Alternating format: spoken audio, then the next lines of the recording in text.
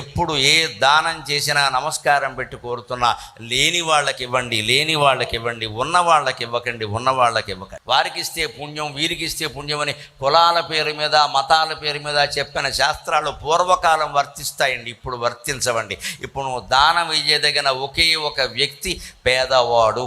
నీకు సంబంధించి ఎవరు తెలిసిన పేదవాళ్ళు ఉన్నా వాళ్ళ ఇంటికి మనం వెళ్ళి ఇవ్వాలి. ఇంతమంది మహిళలు కనపడుతున్నారు కాబట్టి నమస్కారం పెట్టి కోరుతున్నానమ్మా, రేపు శ్రావణ మాసం నోములు చేస్తే మీ కారులో కానీ మీ ఆటోలో కానీ మీరు ఒక 10 చీరలు పెట్టుకుని నిమ్న వర్గాల ఇంటికి వెళ్ళి, అన్ని కులాల ఇంటికి వెళ్ళి వాళ్ళకి డేరాలు వేసుకుని బతుకుతూ ఉంటారు ఊరు బయట. వాళ్ళ దగ్గరికి వెళ్ళి బొట్టెట్టి ఒక చీర పెట్టండి అమ్మా, మిమ్మల్ని ఏమైనా పిల్లనిచ్చి పెళ్లి చేయమన్నారా? అటువంటిదంటే వేరే విషయం అండి. కలిసి 4 మెతుకులు తినడానికి నీ కులము నా కులము అడ్డమైతే దిక్కుమాలిన కులం తీసుకెళ్ళి గంగలో కలిపేద్దామండి, అక్కర్లేదు మనకి. అంత కలిసి భోజనం చేయాల్సిందే ఖచ్చితంగా. కార్తీక మాసం సందర్భంలో కులపరంగా జరగకూడదండి, హిందూ మతపరంగా జరగాలి.